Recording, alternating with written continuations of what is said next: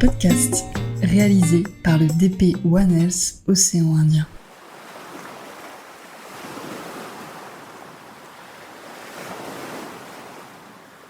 Bonjour à tous et bienvenue. Je m'appelle Anne-Sophie et si vous entendez ma voix aujourd'hui, c'est parce que j'ai décidé de donner la parole aux scientifiques de l'océan Indien.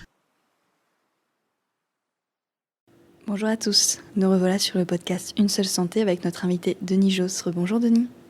Bonjour. Nous allons aborder dans ce deuxième podcast, un format un peu plus long, des questions sur le thème One Health. Est-ce que tu pourrais nous dire pourquoi tu travailles sur le thème One Health, Denis ? Alors moi, le poste, je ne savais pas exactement que c'était sur One Health quand je l'ai pris, mais c'est vrai que c'est tout à fait logique qu'il s'inscrive dans cette logique-là, puisque on ne peut pas seulement en fait s'intéresser à la santé en élevage ou à la santé animale, surtout quand on s'intéresse aux résistances des bactéries aux antibiotiques, parce qu'on sait que c'est des résistances en fait qui peuvent passer facilement d'une bactérie à l'autre, et pas forcément d'une bactérie animale à une bactérie animale, mais ça peut passer très bien d'une bactérie animale à une bactérie humaine aussi. Et ensuite, donc, c'est des problématiques qu'on retrouve en parallèle à la fois en santé humaine, en santé animale et même dans l'environnement. Donc en fait, c'est tout à fait logique que le projet s'inscrive là-dedans. Et moi, ça m'a permis de travailler aussi avec des gens d'horizons différents, donc c'était très intéressant. Et sur quel projet travailles-tu ? Est-ce que tu peux revenir sur le projet sur lequel tu travailles et sur les challenges vécus dans ton expérience sur ce thème ? Alors le projet, donc, c'est Antibiodome. Pour être un peu plus précis, c'est un projet qui est financé par le ministère de l'Agriculture sur le plan Eco-Antibio 2. Donc le plan Eco-Antibio 2, c'est un plan qui vise à mieux utiliser les antibiotiques en élevage pour réduire justement l'apparition de résistance aux antibiotiques chez les bactéries à l'échelle nationale. Et donc il finance ici ce projet à La Réunion et à Mayotte pour faire un état des lieux précis et local de la situation. Donc comme je le disais dans le podcast d'avant, à la fois sur la consommation d'antibiotiques par les animaux, mais aussi sur le développement de résistance aux antibiotiques par les bactéries. Et les gros challenges, on va dire, de ce projet-là, le premier, c'était d'arriver à faire un travail de terrain et d'enquête qui soit suffisamment important pour que les résultats aient de la significativité. Et donc là, ce qu'on a fait, c'est que du coup, moi je suis allé voir des éleveurs en fait. Et donc on en a vu à 370 à peu près, pour avoir quelque chose qui soit quand même assez représentatif. Et puis le deuxième challenge, c'était d'arriver à récupérer des données qui sont pas du tout centralisées pour ensuite calculer des indicateurs d'exposition des animaux aux antibiotiques. Et donc ces données-là, en fait, c'est des données qu'on récupère chez les vétérinaires, mais aussi auprès de la DAF, auprès des coopératives, auprès de l'EDE, auprès du GDS. Donc c'est des données qui viennent d'un peu partout et qu'ensuite il faut arriver à regrouper, à homogénéiser pour ensuite faire des calculs qui soient quand même justes et qui permettent de prendre des décisions éclairées ensuite. Donc voilà, deux gros challenges, c'était ça, aller visiter, on va dire, suffisamment d'éleveurs et puis récupérer des données qui soient suffisamment fiables. Super, merci. Est-ce que tu peux revenir justement sur ces partenariats, sur ce projet, qui étaient les partenaires et qu'est-ce qu'ils t'ont apporté ? Alors voilà, beaucoup de partenaires sur ce projet.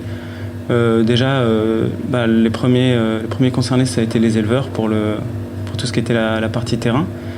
Et donc on a essayé de faire toutes les filières d'élevage. Donc on allait voir des éleveurs qui élevaient des bovins, des porcins, des volailles, etc. Et puis pour travailler avec ces éleveurs-là, on est passé par l'intermédiaire des coopératives d'élevage. Donc on a aussi été des grands interlocuteurs dans ce projet.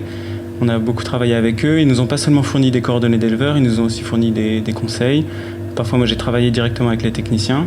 Et puis, ils nous ont aussi fourni des données des données provenant des éleveurs de leur coopérative, sur tout ce qui était taille des cheptels et puis consommation d'antibiotiques également.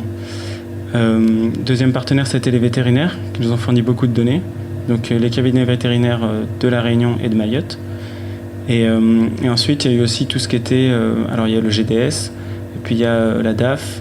Alors, la DAF à travers plusieurs facettes. Il y a l'EDE qui nous a fourni des données. Il y a aussi la Salim qui nous a fait des prélèvements. Et donc, la DAF nous a aidés aussi là-dessus. Et puis, enfin, faudrait pas les oublier, c'est l'hôpital donc, de Saint-Denis. Donc, eux, ils ont fait un gros travail sur tout ce qui était analyse en fait, des prélèvements que moi, j'avais fait en élevage. Donc c'est eux qu'on fait à travers leur laboratoire de bactériologie, toutes ces analyses-là. Même si ça a été fait en fait par une de nos techniciennes, Migui qui est allé travailler là-bas, qui a beaucoup travaillé d'ailleurs, pour réaliser toutes les analyses.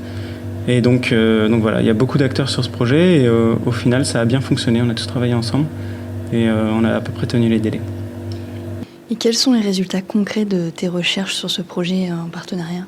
Alors les résultats concrets ils sont encourageants, positifs, puisqu'en fait ce qu'on s'est rendu compte donc, en regardant les résultats, c'est que les animaux de la Réunion étaient moins exposés aux antibiotiques que les animaux, que si on regarde à l'échelle nationale. Et donc ça c'est plutôt positif parce que en fait on n'avait aucune idée de ce que ce serait les résultats. Et donc ça c'est comme une bonne nouvelle, savoir qu'a priori des efforts ont été faits à la Réunion et pour réduire l'utilisation des antibiotiques en élevage.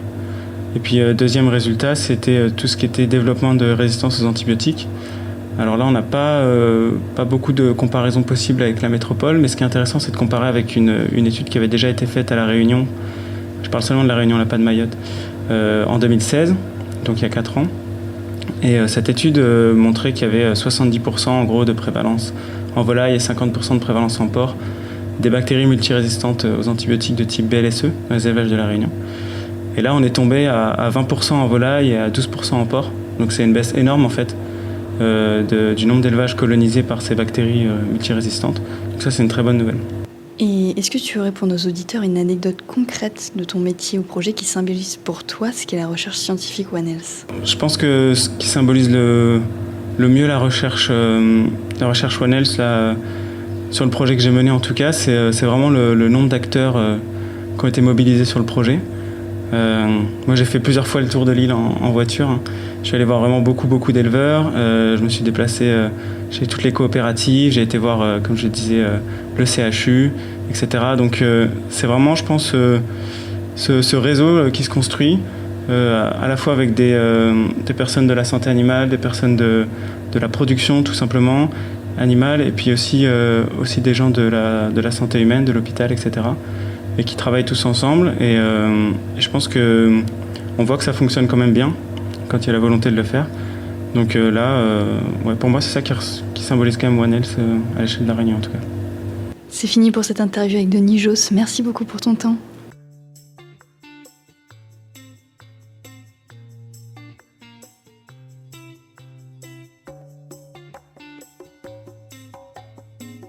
Merci de nous avoir écoutés.